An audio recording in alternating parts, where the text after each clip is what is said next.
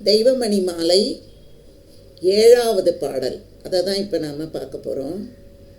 நிலையுறு நிராசையாம் உயர்குலப் பெண்டிரோடும் நிகழ் சாந்தமாம் புதல்வனும் நெறி பெறும் உதார குணமெனும் நற்பொருளும் மருள் நீக்கும் அறிவாம் துணைவனும் மலைவரு நிராங்கார நண்பனும் சுத்தமுறு மனமெனும் நல் ஏவலும் வரு சகல கேவலமில்லாத இடமும் பெற்று வாழ்கின்ற வாழ்வருள்வாய்.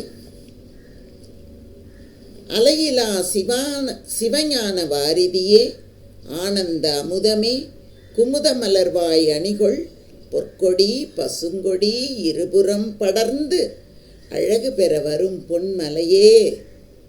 தலைவர் புகழ் சென்னையில் கந்த கோட்டத்து உள்வளர் தலமோங்கு கந்தவேளே தன்முக துய்யமணி உன்முக சைவமணி சண்முக தெய்வமணியே என்று வள்ளல் பெருமான் முருகனை அழைத்து அற்புதமான ஒரு பாடலை நமக்கு தந்திருக்கிறார். இந்த உலகத்தில் சென்ற பாடலில் நான் சொன்னேன், எந்தெந்த குணங்கள் எல்லாம் நமக்கு இருந்தால் இறைவன் அருள் வாய்க்காது அப்படின்னு நான் சொன்னேன். அப்போ இது வேண்டாம் அப்படின்னா எது வேணுங்கிறது ஒன்று இருக்குல்ல. அப்போ எந்த குணங்கள் நம்மிடத்தில் இருந்தால் இறை அருள் நமக்கு வாய்க்கும் அப்படிங்கிறது நமக்கு தெரியணும்ல. அதை தான் வள்ளல் பெருமான் இந்த இடத்துல நமக்கு குறிப்பிடுறாரு. எப்படி குறிப்பிடுறார் தெரியுமா? முருகப்பெருமானை அழைக்கிறார்.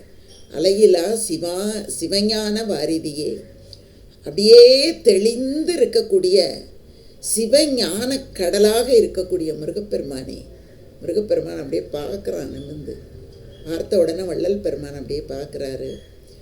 ஆனந்த அமுதம், உன்னை பார்த்தாலே போதும், ஆனந்த அமுதம், பார்க்கும் அளவிலேயே அமுதத்தை சொரியக்கூடிய முருகப்பெருமானே. இது என்ன உன் பக்கத்தில்? குமுத மலர்வாய், அப்படியே குமுத மலர்கள் மலர்ந்தது மாதிரி இருக்கக்கூடிய அந்த வாயை உடைய அழகு பொருந்திய பொற்கொடி ஒரு பக்கத்தில் இருக்கா, பசுங்கொடி ஒரு பக்கத்தில் இருக்கா. தெய்வானையோடும் வள்ளியோடும் முருகப்பெருமான் அன்னைக்கு வள்ளலாருக்கு காட்சி கொடுத்துருக்கிறார். அதனால தான் வள்ளல் பெருமான் முதல்ல பார்க்குறாரு, அடடா சிவஞான கடலாக இருக்கக்கூடிய அந்த கடல் அப்படியே ஞானக்கடல், அந்த கடலில் அப்படியே ஆனந்த அமுதமாக எழுகிறது. அப்படியே பார்க்குறாரு. அப்படியே பொன்மலை மாதிரி முருகப்பெருமானின் தோற்றம், இந்த பக்கத்தில் பொற்கொடி மாதிரி தெய்வானை, இந்த பக்கத்தில் பசுங்குடி மாதிரி வள்ளியும் தெய்வானையும் முருகப்பெருமானுமாக அப்படியே எழுகிறார்கள். அப்படியே வள்ளல் பெருமான் பார்க்குறாரு. பார்த்துட்டு அடாடா அற்புதமான புகழ் பொருந்திய கந்தக்கோட்டத்திலே எழுந்தருளி இருக்கக்கூடிய முருகப்பெருமானே, தன்முக துய்யமணி உன்முக சைவமணி சண்முக தெய்வமணியாக இருக்கக்கூடிய முருகா, நான் கேட்பதை நீ கொடு. நிலையுறு நிராசையாம் உயர்குல பெண்டிரோடு. இந்த உலகத்தில் நான் எப்படி வாழணும் தெரியுமா? ஆசை இருக்கக்கூடாது. அந்த ஆசை இல்லாமல் வாழ்வது நமக்கு ரொம்ப அமைதியையும் நிம்மதியையும் சந்தோஷத்தையும் கொடுக்கும். அதுதான் அப்படிப்பட்ட பெண்ணோடு நான் எப்போதும் இருக்கிற மாதிரி, இந்த ஆசை இல்லாத பெண்ணோடு நான் இணைந்து வாழ்வது போல ஒரு வாழ்க்கையை எனக்கு கொடு. நிகழ் சாந்தமாம் புதல்வன். அப்படி நாங்கள் வாழும்போது எங்களுடைய உள்ளத்தில் என்ன இருக்கும் அப்படின்னா, சாந்தமாக இருக்கும் மனசு. இந்த மனசு சென்ற பாடலில் நம்ம பார்த்தோமே, கோபம், மத மாச்சரியம், வெகுளி எல்லாமே வரும்னு சொன்னோம்ல. அது எதுவும் இல்லாமல் மனம் ஆனந்தமாக சாந்த நிலையிலே இருக்கும். அதுதான் நான் பெற்ற பேர். எனக்கு அதுதான் புதல்வன்னா பெறக்கூடிய பேர். நெறி பெறும் உதார குணம், எல்லாருக்கும் உதவக்கூடிய ஒரு குணம் அப்படிங்கிற ஒரு நற்பொருளை எனக்கு கொடு. நான் அது இருந்தால் தான் எல்லாருக்கும் உதவ முடியும். தங்கம் வச்சுருந்தாலோ காசு வச்சுருந்தாலோ உதவ முடியாது. கொடுக்கணுங்கிற மனசு இருந்தால் தான் உதவ முடியும். அந்த மாதிரி அந்த குணம் இருக்கணும். கொடுக்கணுங்கிற குணம் இருக்கிறவங்களால மட்டும்தான் கொடுக்க முடியும். அந்த குணத்தை நீ எனக்கு கொடு. அதுதான் எனக்கு பொருள்னு வேறு எதுவும் தனியாக கிடையாது. இந்த பொருள் எனக்கு இருந்தால் நான் கொடுத்துருவேன்.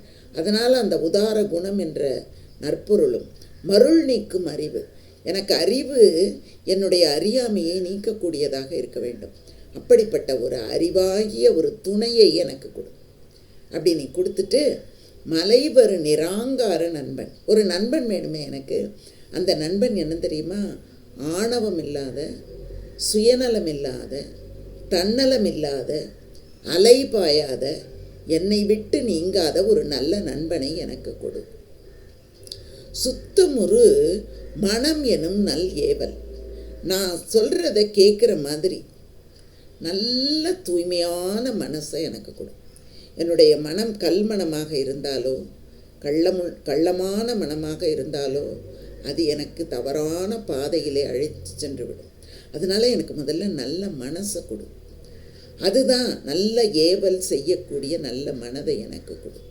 அதுக்கப்புறம் எந்த பொருளின் மீது சகல கேவலமில்லாத இடம் அப்படின்னா என்ன பொருள் அப்படின்னா, எந்த பொருளுமே ஆகாமல் பற்றற்ற நிலையிலே நின்று பரம்பொருளோடு கலக்கக்கூடிய ஒரு நிலை, அதுதான் கேவலமில்லாத நிலை.